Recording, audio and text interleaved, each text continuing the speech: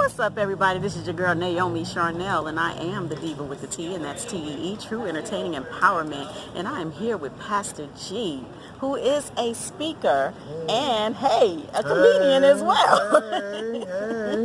Hey. So what's going on? I'm good, girl. It's the first time I've seen you in person, and oh my God. Let me say, hey, Facebook, social media is not telling the whole story. This woman right here, y'all, this woman right here is the truth, and she's very smart too. Thank you. Thank you. You doing all right today, though? I am doing wonderful. I'm good. I'm doing wonderful. Great. All right, so let's just get into it. You. Yes, please. All right. So, where did you get the will to want to speak? Just be open with people and speak to people and tell the truth about things, because not everybody's honest, and you seem like a really honest guy. Well, I try to be honest. I think it started off when I was in high school, being a class clown. Okay. Just wanting to get up and just say anything, okay, just to make people laugh. Sometimes that works out, and sometimes it don't. Mm-hmm. But to answer your question, what made me want to speak and speak with authority is because I want to speak about things that I see that other people want to talk about, didn't have the nerve to talk about, and I did. Okay. And so I done it. You know what I'm saying? Yes, yeah. So what are some of the topics that you feel people don't want to talk about, but you have, the courage to actually speak about? Politics, religion, love, romance. It doesn't, all of it. All of it. People just don't want, people want to hear the real.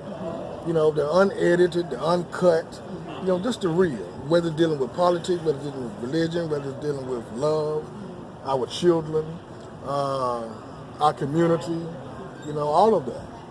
Yes. Gee, so I just want to move on to some other things that I've been wondering. You mentioned you were a pastor. Yes. And used to be a pastor, yes. And now you're going to, speaking and comedy. I know there had to be some backlash with that.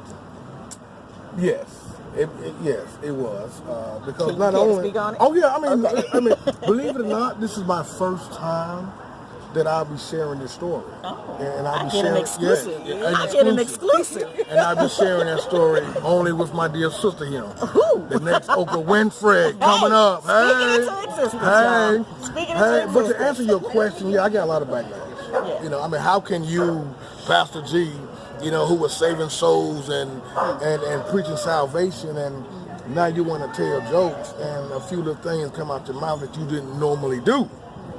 So I get some backlash. But I tell people all the time, I am now more freer, if that's a word, freer now than I've ever been. Because now I have total access to be me. Right. I can just be me. I don't have to worry about, politics. I don't have to worry about what's not good, what's not right. Did I say this right? Now I can be me, and the audience that I'm reaching is far greater than the audience I ever had in the church. Okay, right. And a lot of times I think we kind of put ourselves in boxes. Correct. And we want to be with other people, and it's like people want us to be a certain way, but we're actually a different way. Correct. And then we don't get to express that. So, and it takes a lot of courage to do the things that you really want to do that's in your heart. Right. Like media was really in my heart, but I never pursued it because, everybody was like, well, you're so smart. You should be in corporate America. So good with corporate America does not give me the joy that I feel right now in just talking to people. Right. So a lot of times we just forget that we belong to ourselves. One thing I want to say to really put some emphasis on the question you asked me is that I like to label myself as the minister of laughter. All right? The minister of laughter. There are so many people that are hurting. When I was in the church, they were hurting. I preached to them. Now I brought that same type of attitude, just kind of changed it around a little bit and brought it to a comedic stage. It doesn't matter who you are. Doesn't matter where the camera at. It doesn't matter who you are. A lot of people are hurting. And if I could make you laugh just for a second, whatever you're going through, you ain't even thinking about that. Because I made you laugh just for a second. And sometimes that second is all that they need. right? That's right.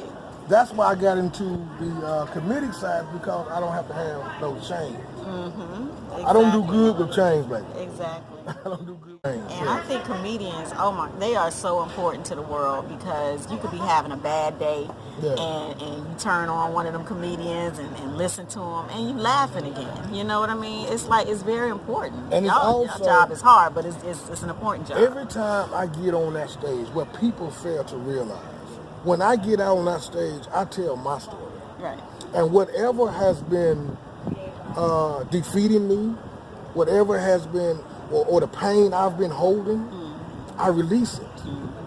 So it's therapeutic for me to get up there to make you laugh, because what I'm doing the same thing with you. Now, I prepared it, so I could bring it to you. But the thing is, it's therapeutic for me. Because whatever I've been going through, now I'm changing it around so I can laugh at it. Wow. It no longer controls me. It no longer justifies how I, look at the world, whatever.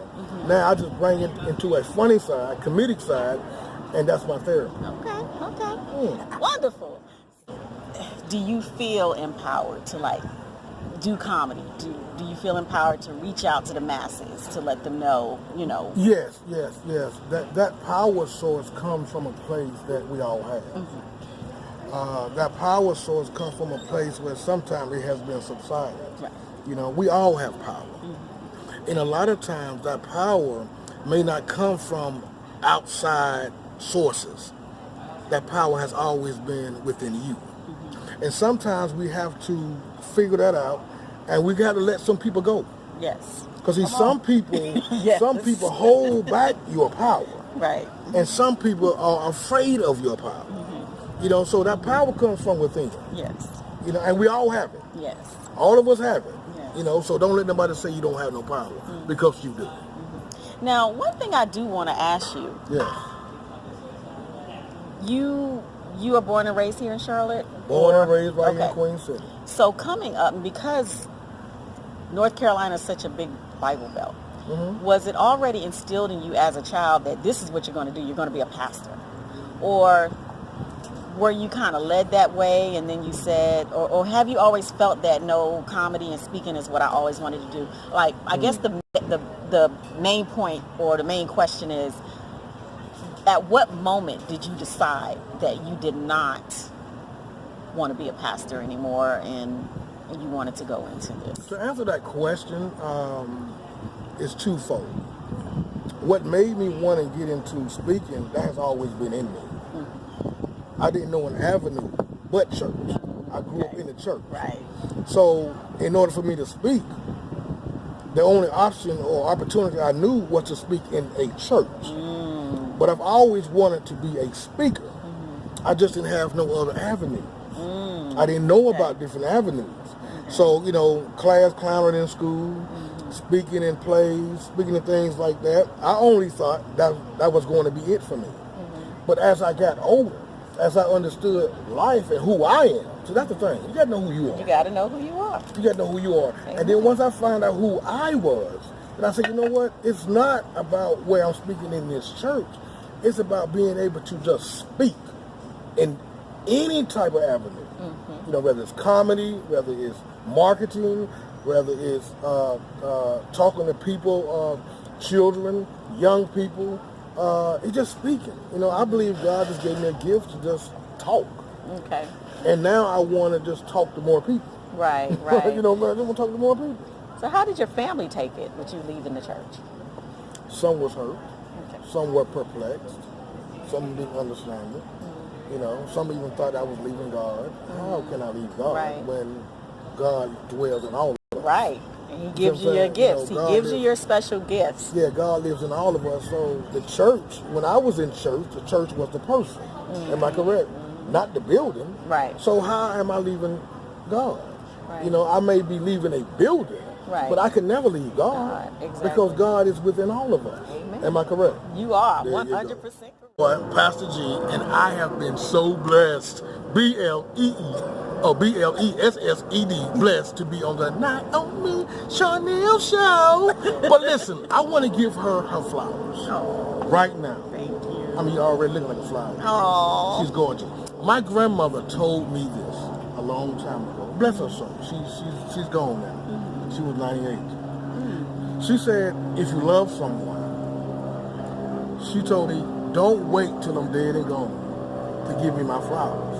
I said, Grandma, what you mean by that? She said, because I like flowers. I want to smell them. I want to see them. Don't wait till I'm dead and gone when I don't see it. So you ain't finna go nowhere no time soon.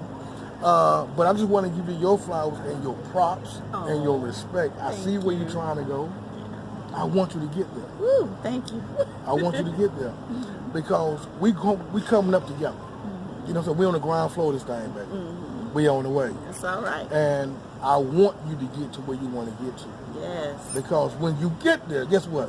You can't forget about me. Oh, definitely And not. then once I get there, I can't forget about you. Hey. Because we stuck by the joint right now. Yeah. We gonna do it.